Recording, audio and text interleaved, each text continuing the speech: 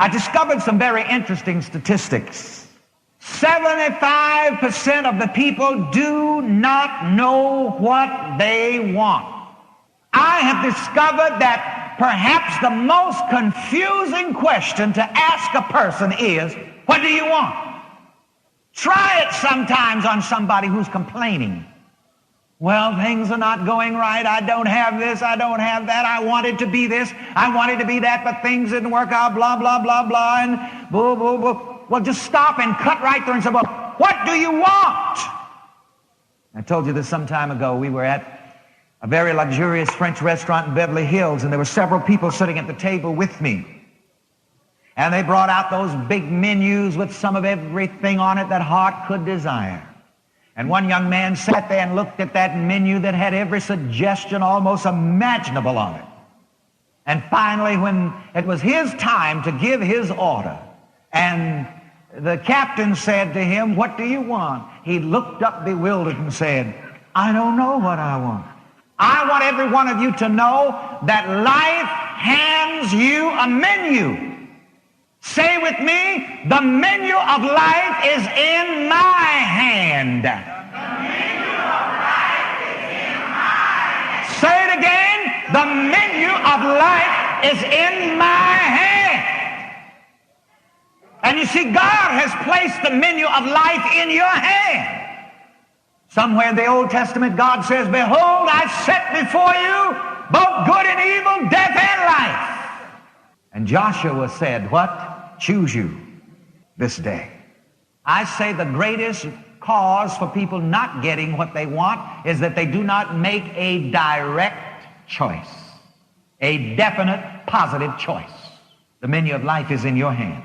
And Jesus said to the blind man in the text we just read, what do you want that I should do unto you? I hear you praying. You see, that's another thing. Prayer that is not definite and positive is not good enough. It's a beautiful habit to go to church and to practice your various religious rituals that help you. But you must have a sense of direction. What are you doing it for? It isn't even enough to call Jesus unless you know your purpose. See, even the blind man was praying without a specific purpose stated. Except for mercy, which is rather general. We all need it every once in a while. But you got to be specific because you can't eat mercy for breakfast.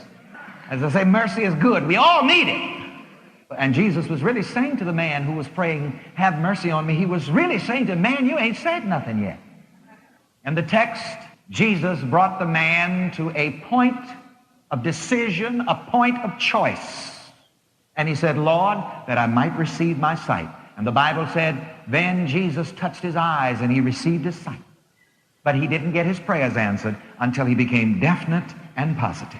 75% of the people don't know what they want. This is a pathetic class who is dependent upon dumb luck. Well, I hope my luck holds out.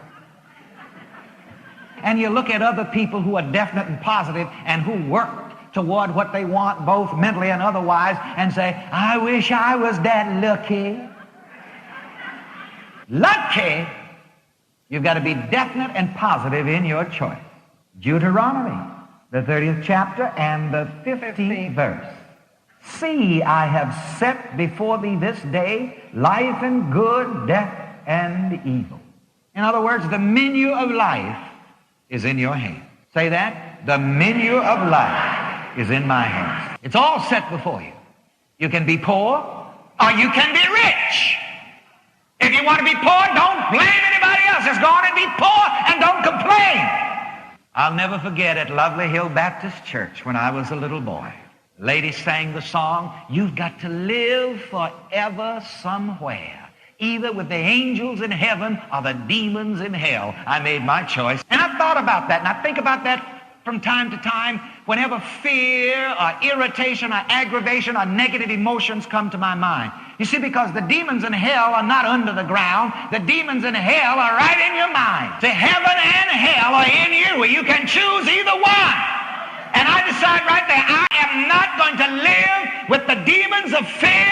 I'm not going to live with the demons of irritation. irritation and aggravation, I'm going to live with the angels in heaven. And who are the angels? They're God's thoughts in the mind. The thoughts of good, thoughts of health, happiness, love, success, prosperity, yes, and that good old money. That's what I'm going to live with. And you see, every man, every mind has to live forever somewhere. But the choice is yours. You've got to make a choice. What do you want? Well, I would like to be prosperous, but get your butt out of the way. And that's what people have been doing. They've been just butting their good away from it. Pick up that tape out before you go home by Reverend Ike. Get your butt out of the way and make a decision. Live by science, not by dumb luck. Now here's another 15% of the people who know what they want, but they don't write it down. They're too busy working their butts off to work their minds. But to work the behind without working the mind is not very productive. That is so good, I'm going to say it again. Are you with me? Repeat it after me. To work the behind without working the mind is not very productive. I don't have time to write it down. You'd better stop and write it down. Now, there are 7% of the people who know what they want and they write it down. And the upper 3% of the people who get what they want do 3 things. If you want to be successful, study successful people and practice monkey see, monkey do.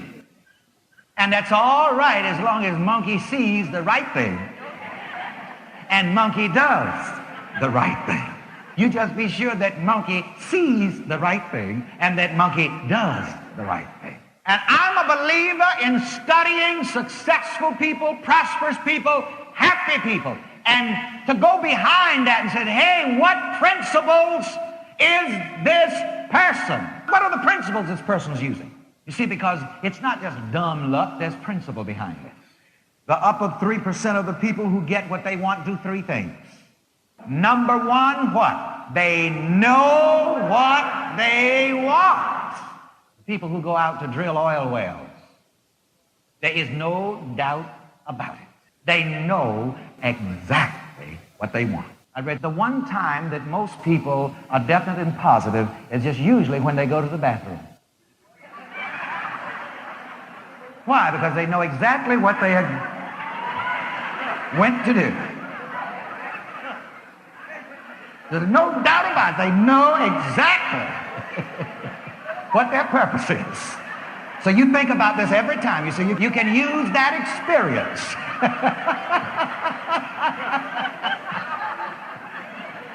So that's a mundane experience, but it's a mundane experience that you can make something positive out of from now on. Every time you go there, it says, now I know exactly what I've come here to do.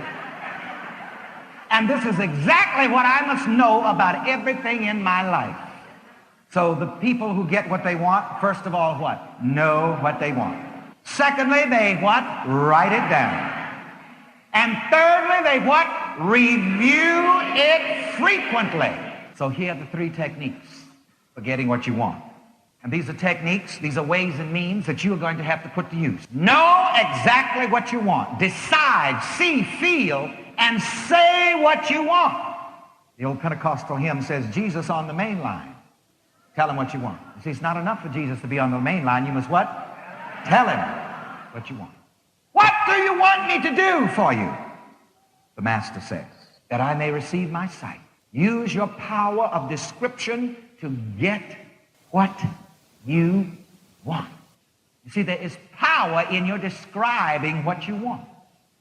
That's why you're to know it, you're to write it down, and you're to review it frequently. I've told you one of the techniques that I've practiced over the past few months, and it's wonderful. I read all of my goals onto a tape recorder and recorded it. And I have 9 auto-reverse tape recorders, and I've got it on both sides of the tape, various affirmations and so on. And I play it on the subliminal level all night, most every night. That helps me to review what I want. I don't say that I want so-and-so. I affirm that I have it. I feel that I already have it. I see that I already have it, so that I impress upon my subconscious mind that I already have what I want.